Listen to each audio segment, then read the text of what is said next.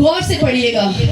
जिनके पास कलाम मुकद्दस नहीं है वो गौर से सुन सकते हैं, और जो कलाम मुकद्दस लेके पहले तो उनको बहुत शाबाश। खुदावंद आपको बड़ी बरकत दे कि आप इस हथियार को उठाने से शर्माते नहीं हैं।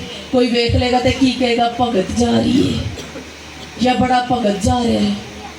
अगर आप लेके आए तो वेरी नाइस, वेरी गुड। खुदावंद आपको बरकत दे।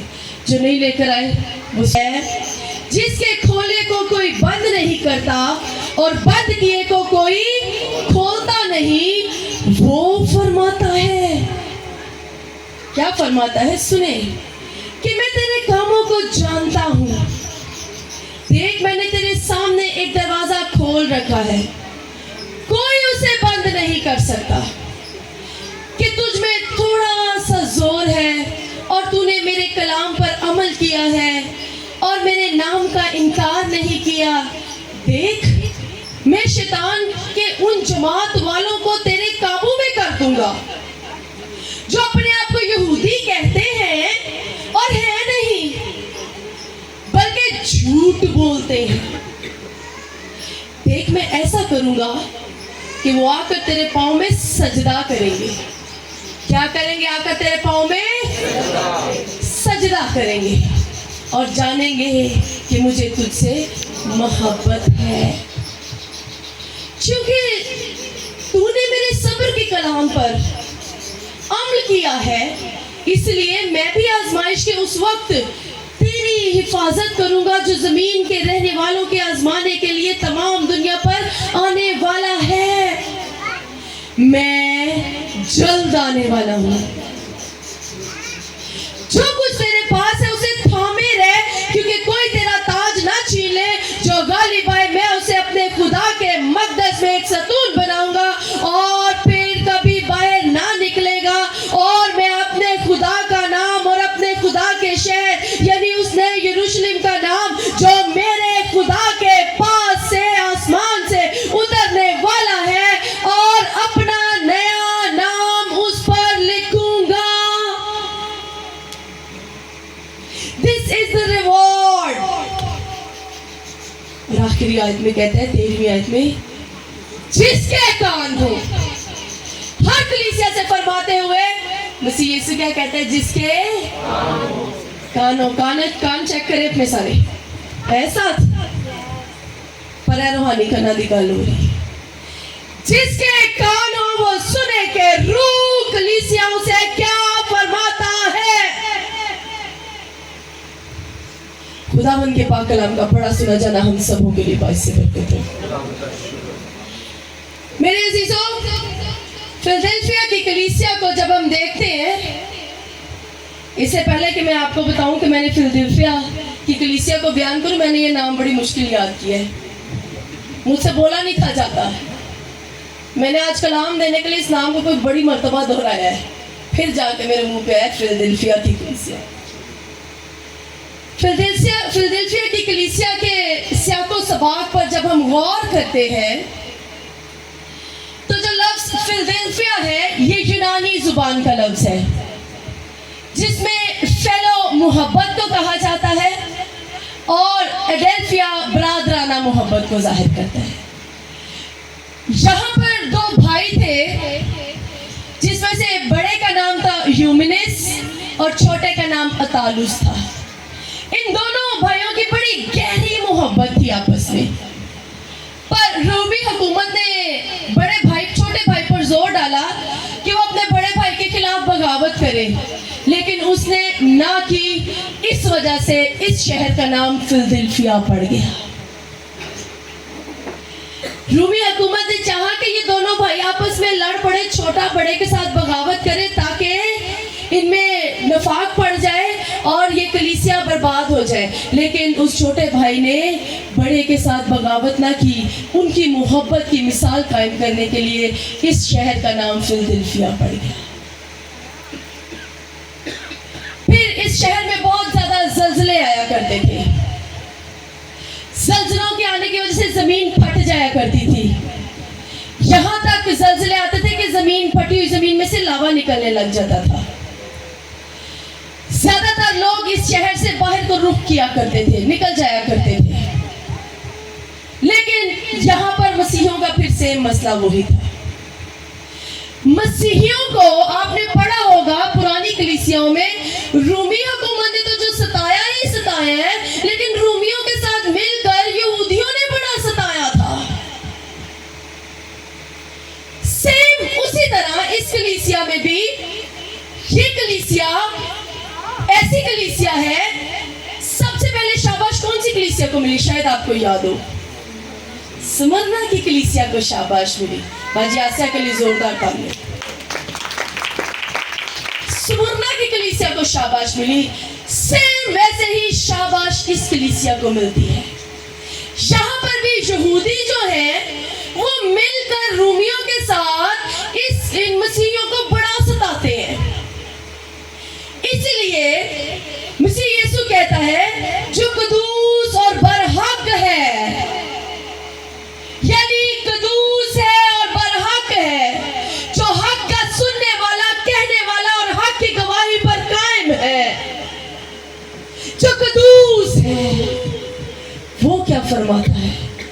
वो फरमाता है मेरे बंद किए को कोई खोल नहीं सकता और मेरे खोले को कोई बंद, आमना, मेरे बंद किए को कोई खोल नहीं सकता और मेरे खोले को कोई बंद नहीं कर सकता। कायम रहे ये कलीसिया। खुदावन इस कलीसिया को शाबाश देते हुए कहता है, ए कलीसिया तुझ में थोड़ा सा जोर है, मैं जानता हूं तू बड़ी कमजोर है। यहूदी जो शैतान की जमात के हैं वो मिलकर तुझे तंग करते हैं, पर तू कितनी प्यारी कलीसिया है, मैं तुझे बरकत बख्शूंगा कि तू मेरे कलाम पर कायम है। शाबाश, वेरी नाइस। क्या लगता है आज की कलीसिया कम में ज्यादा आसानियों में से गुजर रही है? Too much. लेकिन हमें क्या रहने की जरूरत है? क्या रहने की जरूरत है? कायम रहने की जरूरत है। जो जमीन पर थोड़ा जोर में कायम रहता है, आसमान का बादशाह उनका जोर बन जाता है। खुदावन कहता है, खुदावन ने ये लफ्ज क्यों कहे, मेरे खोले को कोई बंद नहीं कर सकता और मेरे बंद किए को कोई खोल नहीं सकता। होता क्या था यहाँ पर इस कलीसिया में, जब कोई यहूदी मसीही होता था तो रूमी हुकूमत अपने रजिस्टर से उसको खारिज कर देती थी और यहूदी इबादत खानों से उनको खारिज कर देते थे, कट देंगे सन, दरवाजे उन्होंने बंद कर देंगे सन। इसीलिए खुदा कहता है तुम कायम हो, इसलिए मैं तुम पर अपनी बादशाहत के दरवाजों को खोलता हूँ। याद रखिएगा, जो कलीसिया कायम रहती है, जो फर्म रहती है, खुदावन उन पर अपनी बादशाहत के दरवाजों को खोल देता है और कहता है कि मेरे बंद किए को कोई खोल नहीं सकता और मेरे खोले को कोई बंद नहीं कर सकता। जो बादशाह का दरवाजा लाइन ऑफ जूडा मिनिस्ट्री पर खुल चुका है, उसे इब्लीस की कोई भी चाल बंद नहीं कर सकती। लाइन ऑफ जूडा, बादशाहों का बादशाह हमारा जोर है। इसलिए इस कलीसिया को शाबाश दी गई है, शाबाश दी जाती है, क्योंकि ये कलीसिया क्या है? कायम है।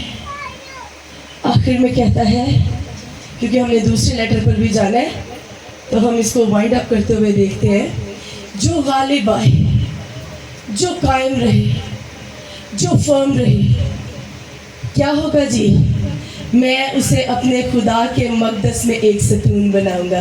कहना है ना ने तेरी इबादत खाना है कर देता है, डोंट वरी, परेशान ना हो। ऐना ने इबादत खाना दे दरवाजे बंद कर देते हैं, परेशान ना हो। तू मेरे खुदा दे घर च, तू मेरी खुदा दी हजूरी दे विच सतून दी मानद हो जाएगा। तू मजबूत सतून, मजबूत पिलर बन जाएगा जे तू कायम रहेगा, जे तू फर्म रहेगा। देखा, मैं उसे सतून बनाऊंगा, फिर वो कभी बाहर निकाला ना जाएगा। जब तू मेरी हजूरी च होएगा तो किसी की जरूरत नहीं कि तेनू हाथ ला दे। हजूरी डजंट मीन्स कि आप चर्च में आए और प्रस्तिश हो रही है, कलाम हो रहा है खुदावन की हजूरी। नो, हमारे बहनों आटा गूंदते भी खुदा की हुजूरी होती है, घर की सफाइयां करते भी खुदा की हुजूरी हमारे साथ होती है, आते जाते भी खुदावन की हुजूरी हमारे साथ होती है, गाड़ियां चलाते भी खुदावन की हुजूरी हमारे साथ होती है, काम करते भी खुदावन की हुजूरी हमारे साथ होती है, चलते फिरते भी खुदावन की हुजूरी हमारे साथ होती है, लेन देन में भी खुदावन की हुजूरी हमारे साथ होती है। हुजूरी डजंट मीन्स कि तुसी चर्च आओ तो ही हुजूरी महसूस होगी, नहीं। खुदावन की हुजूरी का मतलब है ईमानदार का चलना फिरना, उठना बैठना, खाना पीना, जागना सोना, हर एक चीज में वो मौजूद होता है। कहना मेरी हुजूरी च तू सुकून बन जाएगा, फिर तेन कोई हाथ ला के बखाए। ऐसा मतलब जब मैं खुदा दी हुजूरी च होवांगा ते मेरे मुखालफा नाल जंग मेरा यहोवा करेगा। आमीन। लिखा है वो फिर कभी बाहर ना निकलेगा और मैं अपने खुदा का नाम और अपने खुदा के शहर यानी उसने यरूशलेम का नाम जो मेरे खुदा के पास से आसमान से उतरने वाला है। Oh I am waiting for this day. कौन कौन है नए यरूशलेम के उतरने का इंतजार कर रहे हैं? सब इंतजार कर रहे हैं, मैं भी इंतजार कर रही हूँ। मैंने आपको बताया ना मुझे बड़ा ही शौक है वो दिन देखने का। मैं मुंतज़िर उस दिन की जिस दिन मेरा खुदा आएगा और एक अपना नाम मुझे बख्शेगा। फिर मैं रुबाब नहीं होवांगी जेड़ी दुनिया च सी, फिर मैं आसमान दी होवांगी, मेरे ते मेरे खुदा दी मोहर होगी। मैं उस नए नाम का वेट कर रही हूँ। आप भी तगदों में लग जाए, नया नाम ही होएगा, लग जाए। यहाँ भी खुदावन यीशु मसीह फरमाता है मैं अपने खुदा का नाम उसे क्या दूंगा? बख्शूंगा। हाँ, का नाम जो मेरे खुदा के पास है, आसमान से उतरने वाला है और अपना नया नाम उस पर लिखूंगा। नहीं, अक्सर लोग सोचते हैं जो एंड होना है ना हमारा, पता है कैसे होना है? आज मैं आपकी ये भी गलतफहमी दूर कर दूं। असि पता है की सोचने साडा की सिनेरियो है क़यामत दा। क़यामत का मतलब क्या है? क़यामत का मतलब क्या है? जी उठना। क़यामत का मतलब हरगिज़ मौत नहीं है। क़यामत का मतलब है जी उठना। क़यामत का मतलब है जिस दिन मेरा मसीह आएगा हम जी उठेंगे, रिकंसिलिएशन होगी, मिलाप होगा और हम हवा के बादलों में उड़ेंगे। लोग सिर्फ एथोती करी रह जाते हैं। नो, ऐसा नहीं होगा। हम हवा के बादलों में उड़कर क्या करने वाले हैं? मसीह जमीन से ले आवांगे और जमीन से ले आवांगे जिना ना नया यरूशलेम हो जाएगा, फिर नया आसमान और नई जमीन होगी। असि पलच जमीन से पलच आसमान से होवांगे क्योंकि असि जलाली बदल पा चुके होंगे। ये है वो दिन जिस दिन मसीह हमें लेने आएगा। सिर्फ नया आसमान नहीं होगा, नई जमीन भी होगी। उस जमीन पर यरूशलेम उतर नहीं, थल्ले उतर आएगा। असी जलाली होके मसीह दा इस्तकबाल करांगे, उन्हों लैके थल्ले आवांगे ते ओदे नां तो पहचाने जावांगे। फिर दुनिया जेड़ी सानू खारिज करदी ना, बिजनेस नहीं करन देंदी इत्थे, तरक्की नहीं करन देंदी दुनिया सानू इत्थे, वतन खुलन नहीं देंदी, बड़े मौके नहीं देंदी। मेरा खुदा सानू सारी दुनिया ही दे देगा। हालेलुया। ये है कायम रहने वाले की बरकत। नाउ अब आखिरी कलीसिया की तरफ मूव करते हैं जिसका नाम क्या है जी? लदीकिया की कलीसिया। पढ़े, गौर से सुने। और लदीकिया की कलीसिया के फरिश्ता को ये लिख के जो आमीन, जो क्या है? आमीन और सच्चा और बरहक गवाह है और खुदा की खलकत का मबदा है, वो ये फरमाता है कि मैं तेरे कामों को ऐसे जानना खुदा का पॉजिटिव है कि नेगेटिव है, एनू असी आगे जाके देखेंगे। पीछे भी खुदा ने कहा था मैं तेरे कामों को जानता हूँ, तो वो पॉजिटिव था कि नेगेटिव था? पॉजिटिव था, क्योंकि शाबाश मिली है उस कलीसिया को। अब आगे हम देखते हैं ये कौन सा जानना है खुदा का। कहता है वो ये फरमाता है मैं तेरे कामों को कि तू ना ना तू ठंडा है ना ही तू तत्ता है,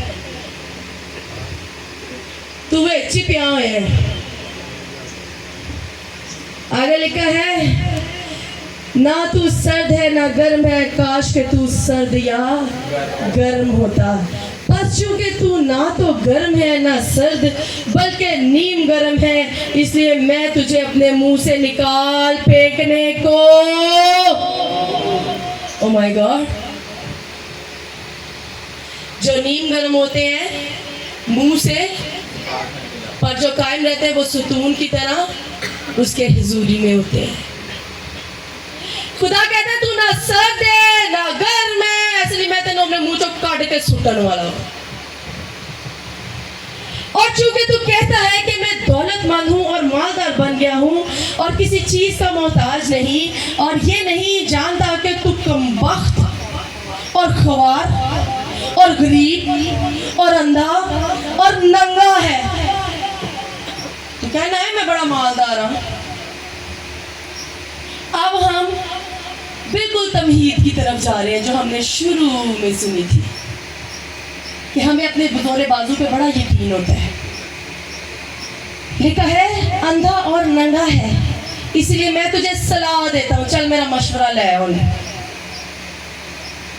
कि मुझसे आग में तपाया हुआ सोना खरीद ले ताकि दौलतमंद हो जाए, और सफेद पोशाक ले ले ताकि तू उसे पहनकर नंगेपन के जाहिर होने की शर्मिंदगी ना उठाए, और आंखों में लगाने के लिए सुरमा ले ताकि तू बीना हो जाए। मैं जिन जिन को अजीज रखता हूँ उन सबको मलामत और तंबीह करता हूँ, बस सरगर्म हो और तौबा कर। देख मैं दरवाजे पर खड़ा खटखटाता हूँ, अगर कोई मेरी आवाज़ सुनकर दरवाज़ा खोले तो मैं उसके पास अंदर जाकर उसके साथ खाना खाऊंगा और वो मेरे साथ। जो गालिब आए मैं उसे अपने साथ अपने तख्त पर बिठाऊंगा, जिस तरह मैं गालिब आकर अपने बाप के साथ उसके तख्त पर बैठ गया।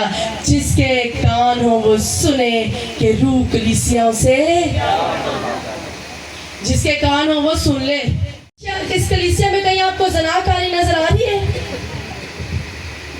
नो। पिछली कुछ कलीसियाओं में हमने देखी थी ज़नाकारी बहुत आम थी, खुदा को सब नफरत थी उस ज़नाकारी से, खुदा सब तंबीह करता हुआ नजर आ रहा है हमें। लेकिन यहाँ पर ज़नाकारी का इशू नहीं है, यहाँ पर कोई जिस्मानी शहवत परस्ती का इशू नहीं है। यहाँ पर जो इशू है वो है मालदार होने का इशू। किसका इशू है? तो अपने आप को कहता तो मालदार है, पर है कि कमबख्त। कमबख्त का मतलब पता क्या है? खस्ता हाल, जिदा कोई हाल नहीं, जिंदी सानू समझ आ सी की कहने हैं तेरा कोई हाल नहीं। तू अपने आप को मालदार समझता है। जब हम इस कलीसिया के स्याको सबाक में जाते हैं, इस कलीसिया के कॉन्टेक्स्ट को देखते हैं, तो ये कलीसिया अब ये कलीसिया फिलदिल्फिया से 40 मील के फासले पर थी। ये जनूब और मशरिक के दरमियान में वाक़या था। ये शहर अपने ज़माने में ये शहर एक कामयाबी तजारत का शहर था, और यहाँ पर लुदीकिया में एक इलाका था जिसका नाम हेराक्लूस था। वहाँ पानी के चश्मे थे जो नीम गर्म पानी के थे, और इसमें काफ़ी धातें होती थी। यहाँ पहाड़ियों और पत्थर पाए जाते थे, और चोटियों के पत्थरों से वो सुरमा बनाते थे जो आंखों के लिए बड़ा मुफीद था। यहाँ पर एक तिबी मदरसा हुआ करता था, यानी डॉक्टर आइंदा कॉलेज होया करता सी। लोग डॉक्टर बना करते थे उस कॉलेज में से, जो आंखों का डॉक्टर बनते थे ना, वो इस कॉलेज में पढ़ा करते थे। इसका मतलब ये शहर काफ़ी तरक्की याफ्ता शहर नज़र आता है। फिर ये शहर अपनी ऊन की वजह से बड़ा मशहूर था। इसमें बड़ी फाइन किस्म की काले रंग की ऊन हुआ करती थी, मतलब इस शहर में काली भेड़ें हुआ करती थी जिन पे काली ऊन उगती थी, जिनसे काली ऊन बनती थी फिर। और ये वाहिद शहर था उस वक्त जहाँ से काली ऊन की तजारत की जाती थी। फिर इस शहर में चोटियों पे, पहाड़ों की चोटियों पर एक पत्थर हुआ करता था बड़ा ख़ास, उस पत्थर से यहाँ के शहर के लोग सुरमा बनाया करते थे, जिनसे आंखों की बिनाई दुरुस्त की जाती थी। जिन्होंने नजर की ऐनक लगी होगी सो उन्होंने इलाज किया जाता सी। फिर ये शहर बड़ा मालदार शहर हुआ करता था, क्योंकि ये तजारती मरकज था, यहाँ पर तजारत हुआ करती थी। फिर जब हम इस शहर को देखते तो ये शहर अपनी बैंकिंग की वजह से बड़ा मशहूर था। यहाँ पर उस वक्त में बैंक का कारोबार, बैंक हुआ करते थे।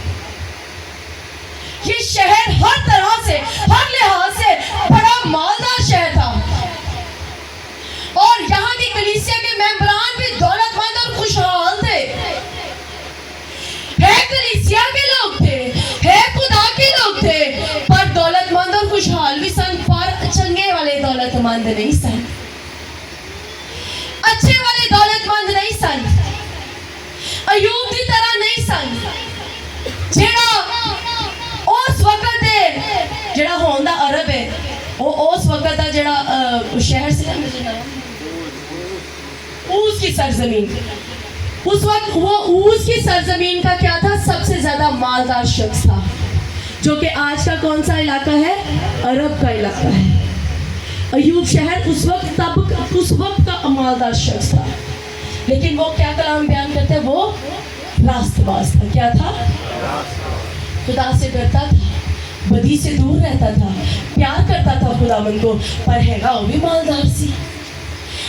कलीसिया जो तुसी देख रहे हैगी मालदार है, पर खुदा दी डांट पैदी पई है इस कलीसिया नू, इसलिए नहीं कि बदी च पै गई है, इसलिए कि अपने मालदार होने तकब्बुर कर दिए,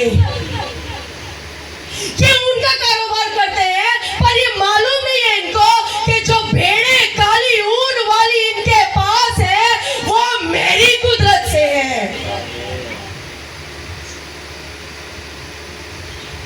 ये जो सुरमा बना कर बेचते हैं, आंखों की बिनाई दुरुस्त करते हैं, ये जानते नहीं पहाड़ों का कायम करने वाला मैं हूं। लिखा है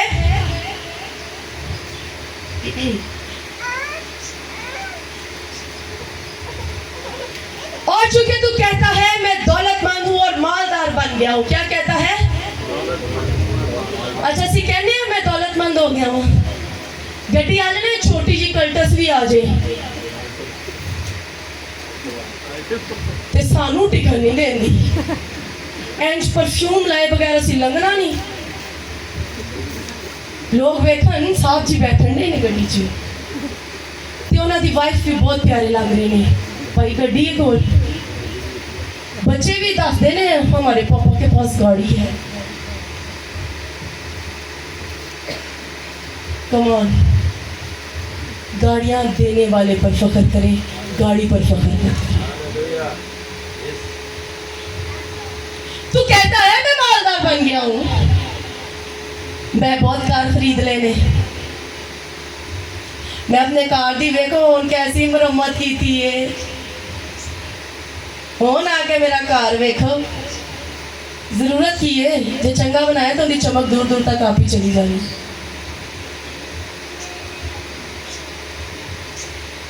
मैं नहीं जानती कि आपने अपनी जिंदगी में किस जगह पर इस लफ्ज को इस्तेमाल किया कि मैं मालदार बन गया हूं।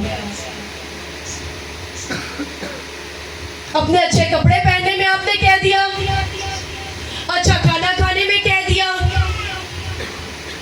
चलने फिरने में कह दिया, अपनी गाड़ियों से कह दिया, अपने डेजिग्नेशन से जो चर्च में आपको दिया गया है उसको कह दिया, मैं मालदार हो गया। नो, तू मालदार नहीं है, क्योंकि तू खुदा को क्रेडिट नहीं दे रहा, तू कमबख्त है। कैसी डांट पै रही, तू खस्ता हाल है, तू ख्वार है, मतलब तू गरीब है, you are nothing without me। मेरे हर रोज सुबह का आगाज एक जुमले से लाजमी होता है, खुदावन मैं तेरे बगैर कुछ नहीं हूं। ये स्ट्रेंथ जो तू मुझे देता है ना, इतना कुछ एक दिन में कर जाने की, ये तेरे बगैर मुमकिन है। ये इंसान तो इसे सरा ही नहीं सकता जो स्ट्रेंथ तू मुझे देता है। इंसान तो कहता है थक जाती है, 6 भी घर बैठी थक जाती है। बहनों, जो तुसी बहुता काम कर दिया जे ना, तो ये स्ट्रेंथ आप में आपकी वजह से नहीं है, खुदावन की वजह से। अपनी छोटी छोटी बातों में खुदावन को देखना जान जाए, उसको सराहना शुरू कर दे। खुदावन चाहता है कि उसी भावें आटा भी गोंदे होइए ना, ते ऐना हत्था च जो जोर है ना जिन्ने नाल आटा गुनिया जा रहा है, इंदा शुक्र करिए। खुदावन तेरा शुक्र हो कि तूने मुझे जोर दिया तो मैं आज सुबह उठ कर अपने बच्चों के लिए रोटी बनाने के काबिल हो गई। जी अच्छा परफ्यूम भी ला रहे हो ना, ते कहो खुदावन तेरा शुक्र है कि तूने मेरे ड्रेसिंग टेबल को सजाया। वार्डरोब से बहुत अच्छे कपड़े पहने, गो एंड से खुदावन तेरा शुक्र हो कि मेरी वार्डरोब ब्रांडेड कपड़ों से भरी है। पर हम अपनी किसी चीज में खुदा को नहीं सराहते। हम कहते हैं हम मालदार हैं, हमारे पास बड़ा नॉलेज आ गया जी, हम बहुत बड़े प्रीचर बन गए जी। कम ऑन, अब मालदार नहीं है, अब कम वक्त है, अब खुआर है। अगर उसमें खुदावन नहीं है तो किसी भी किस्म की दौलत से अगर ब्लेस है ना, खुदावन का शुक्र करना शुरू कर दे।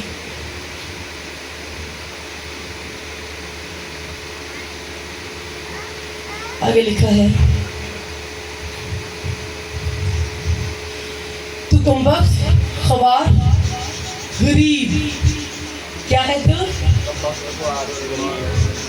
असी जब किसी बहुत तरस खाने गरीब जो बेचारा बड़ा गरीब है। खुदा भी अज कहता बेचारी कि बनती है गरीब, बेचारे कि बनता ही है गरीब ही बेचारा। गरीब काबिले तरस है आप, क्योंकि आपकी दौलत में खुदा के नाम को कोई क्रेडिट नहीं है।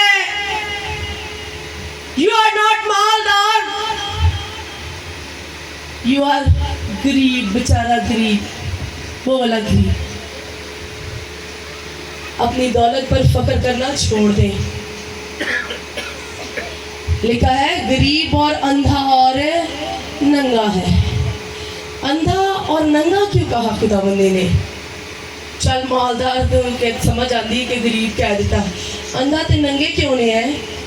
क्योंकि ये ऊन, काले ऊन की भेड़ों का कारोबार करते थे और उस वक्त ये बहुत ज़्यादा पैसा कमाया करते। लेकिन क्या हुआ कि इस कलीसिया ने या इस शहर की हुकूमत ने रूमी हुकूमत पे डिपेंड नहीं किया। इस शहर की हुकूमत ने क्या किया कि अपने ही बैंकिंग सिस्टम से अपने शहर की, सारे शहर की दोबारा खुद तामीर की और किसी पे डिपेंड नहीं किया। अब आप अंदाज़ा लगा सकते हैं ये शहर कितना अमीर होएगा। खुदा कहता है तू नंगा है, यू हैव नो क्लोथ्स। तू कहता है मेरे पास ऊन है जिससे मैं कपड़ा बनाता हूँ जो बड़ा महंगा बिकता है। नो, तू नंगा है, तू बेशर्म हो चुका है। तेरी बरहनगी दुनिया देखेगी क्योंकि तूने अपने मालदार होने में मेरा क्रेडिट नहीं मुझे दिया। तू मेरे बगैर नंगा है, चाहे तू जैसे मर्जी अच्छे कपड़े पहन ले। आज हम अच्छे कपड़े पहन लेना तो किसी अपने जरा साडा भरा थोड़े जे गरीब होंगे ना, उन्होंने भी कुछ नहीं समझते। वो बेचारा आ जाए कि जा रहे हो तो अच्छे कपड़े पाए हो, जरा गरीब भरा बेचारा आ जाए उसमें पता कि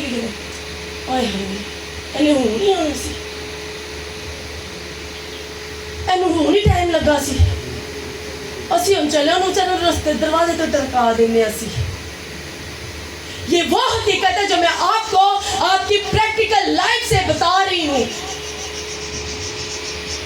गौर कर ली, लॉयन ऑफ जुडा की कलीसिया है भी ताड़े वर्गी कलीसिया सी मालदार। मैं ते पास्टर बहनी रोज दिन रात दुआ करने, खुदावंद हमारी विजन्स को पूरा कर, हमारी कलीसिया को अमीर मगर ईमानदार बना। अमीर मगर कमबख्त ना बनाना, अमीर अमीर मगर गरीब ना बनाना, अमीर मगर नंगे ना बनाना, अमीर मगर अंधे ना बनाना। खुदावन हमारी कलीसिया को अमीर ईमानदार बनाना। हमारी कलीसिया का रुपया पैसा भी खुदा के नाम को जलाल दिया। आमीन। इसीलिए कबूल नहीं करना। खुदा इनको अंधे इसलिए कहता है, ਇਹਨਾਂ ਨੂੰ ਲੱਗਦਾ ਸੀ ਜਿਹੜਾ ਸੁਰਮਾ ਬਣਾਉਂਦੇ ਨੇ ਉਹ ਉਹਨਾਂ ਦੀ ਐਫਰਟ ਦੀ ਵਜ੍ਹਾ ਤੋਂ ਹੀ, ਜਿਹੜਾ ਜਿਹਦੇ ਬਿਨਾਈ ਲੈਣ ਲਈ ਲੋਕ ਦੂਰ ਦੂਰ ਇਸ ਸ਼ਹਿਰ 'ਚ ਆਉਂਦੇ ਨੇ ਨਾ, ਤੇ ਇਸ ਸ਼ਹਿਰ ਦਾ ਕਾਰੋਬਾਰ ਵੱਧਦਾ ਹੈ, ਉਹ ਸੁਰਮਾ ਇਹਨਾਂ ਦੀ ਐਫਰਟ ਦੀ ਵਜ੍ਹਾ ਤੋਂ ਆਉਂਦੇ ਨੇ। वो सुरमे को बनाने वाला, चोटियों पर टिकाने वाला हमारा जिंदा खुदा है, जिनसे हमारी आंखों की बिनाई जारी होती है, जिनसे हमारी रूहानी आंखें भी खुलती है। काश कि हम उससे सुरमा लें जिससे हमारी रूहानी आंखें खुल जाएं। आगे क्या कहता है, नीम गरम क्यों क्या खुदा ने खुदा ने मैं थानू है थू करने वाला हूँ क्यों। अब इस शहर के शुमाल में और मशरिक में दो दरिया बहा करते थे। एक बहुत गर्म पानी का था, एक बहुत सर्द पानी का था। अब ये शहर दरमियान में था। जब दोनों शहरों का पानी मिलकर इस शहर में आता था तो वो नीम गर्म हो जाया करता था, और फिर इसमें धातें थी और धातों की वजह से वो खारा भी हो जाया करता था। ओंजते मालदार सी पर खारा सी,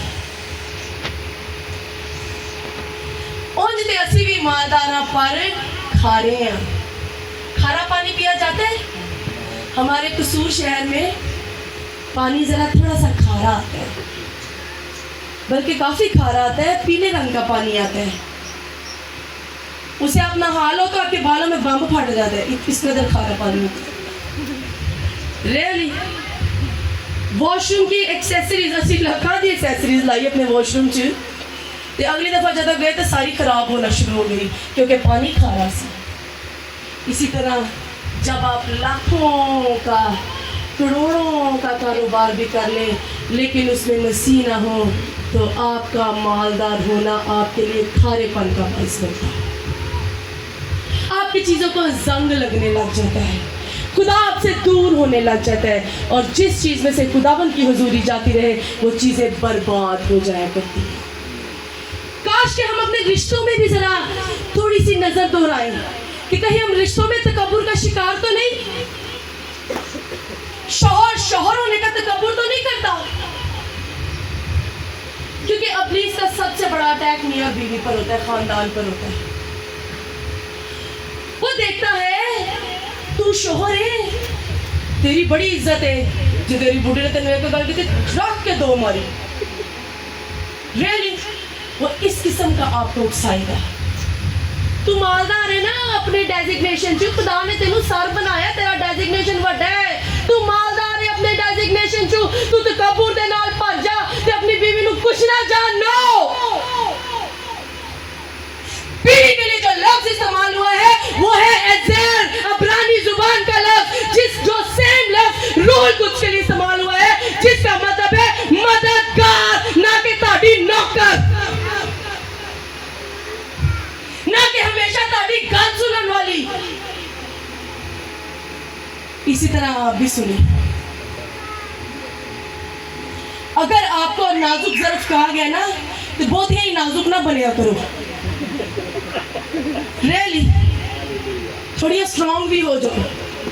खुदा की बेटी शेरनी है क्योंकि वो यहूदा के कबीले का बबर है। खुदा की बेटी अभी इसकी सारी नाराजगी को जलाकर राख कर देने की कुदरत रखती है क्योंकि वो खुदा की बेटी है। आपके लिए जो लफ्ज इस्तेमाल हुआ है ना, दोहरा दूं आपके लिए भी, मददगार का इस्तेमाल हुआ है, बहुत ही प्रधान होना नहीं इस्तेमाल होता। ठीक है, तुसी ज्यादा प्रधान बनने लग पैंदी है जी। जो मैं कह देते होई होने तो कहते तू गल की थी तो मैं घर छड़ के चले जाने तो निकल फिर तू ऐसा जा तेरा एटीट्यूड दी। बहुत ही प्रधान होने का लफ्ज ही ਤੁਹਾਡੇ ਲਈ इस्तेमाल होया। ਤੁਹਾਨੂੰ पैदा किया गया अपने शौहर की मदद करने लिए, ते मदद के अल्फाज बोलिया करो, अच्छे अल्फाज बोलिया करो। जो रूह कुछ मदद करते ना, इतों कायलियत आती है, इतों अंदरों कायलियत आती है तो इंसान इनकार ही नहीं कर पाता, उस रास्ते से टुर पैंदा है। ताड़ी कायलियत इहो जी होनी चाहिए, ताड़े अल्फाज इहो जी होने चाहिए ने कि रूह कुछ तरह जो तुसी अपने शहर नाल कोई मशवरा करो और हिल ही ना पाए, तुसी रूह दे विच रह के मशवरा दवो, प्रधान बन के नहीं। काश कि हम अपने रिश्तों में भी तकब्बुर करना छोड़ दें। तो जब हम करने लग जाते हैं ना तो बाद में खुदा की रुचि हो रही है, खुदा भी मेरे शौहर ने मुझे बहुत हर्ट किया है।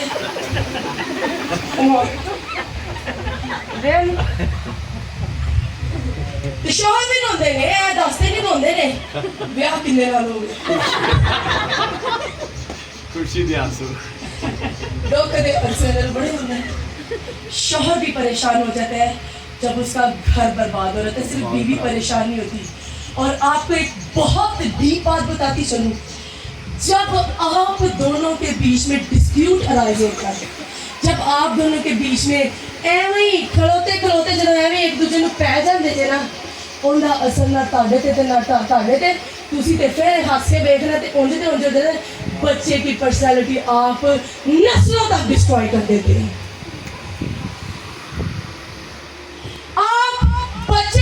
नस्लों में भी उस झगड़े को ट्रांसफर कर देते हैं।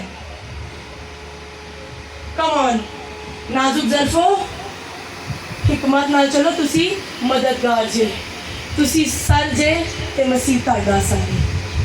अपने डेजिग्नेशन का अच्छा इस्तेमाल करना सीखो। कोई गल समझ नहीं आ रही तो अपने मददगार नाल मशवरा करो। और जेड़े कहते ना तेनों ते अकल ही नहीं, तुसी रूहुल कुद्स की बेइज्जती करते जे, खुदा दे काम की बेइज्जती करते जे। खुदा ने उन्होंने मददगार बनाया तो उन्होंने अकल हो सकता है कभी ना होए, कभी कोई अपने घर नूं भी आप उजाड़ सकता है। मशवरा करो, इज्जत दवो ताकि ताड़े डेजिग्नेशन च चार चाने लग जाए। खुदा चाहता है कि हम अपने रिश्तों के तकब्बुर से भी जरा क्या आ जाए, बाहर आ जाए। तो जेड़ी सस ते सोहरे इत्थे बैठे ने ना, वो भी सुन लें, सस्सां बहुतियां सस्सां ना बनन ते सोहरे भी बहुते सोहरे ना बनन। अपनी बहुओं को अपनी बेटियों की तरह रखिए। आपकी बेटियां चली जाती हैं लेकिन आपकी बहुएं आपकी केयर करती हैं, प्यार करती हैं आपसे। और बहुएं हुण ब्याह हो गया, मुंडा तुहाडा मेरा है, हुण तुहाडा हक खत्म। लेट मी टेल यू, तकब्बुर नहीं है शादी कोई, तकब्बुर से बाज आ जाए। आपको खुदा ने अच्छा साथी दिया, किसी का बेटा छीन के आपको नहीं दे दिया कि बाप का हक जम जाए उस पर। हिकमत से ज़िंदगी बसर करना शुरू हो जाए ताकि खुदा के हुजूर में जब आप जाएं तो बरकत का बाइस बने, ना कि नीम गर्म हो, ना तुसी गर्म हो, ना सर्द हो। खुदा तुहानू मुँह चो कट के बाहर मारे और जा मैं तेरी गल सुनदा, तू तो हैगा ही नहीं मेरा, तू तो मेरे कलाम से अमल ही नहीं करता, तू तो अपने आप को मालदार करना, पर जो कुछ तेरे कोले वो मेरी बदौलत है। इस कलीसिया को भी खुदा यही कहता है, ना तू सर्द हो ना गर्म हो, या तू सर्द हो जा या गर्म हो जा, नीम गर्म ना रहे, वो ना हो कि मैं तुझे मुंह से निकाल फेंकूं। और आखिर में खुदा कहता है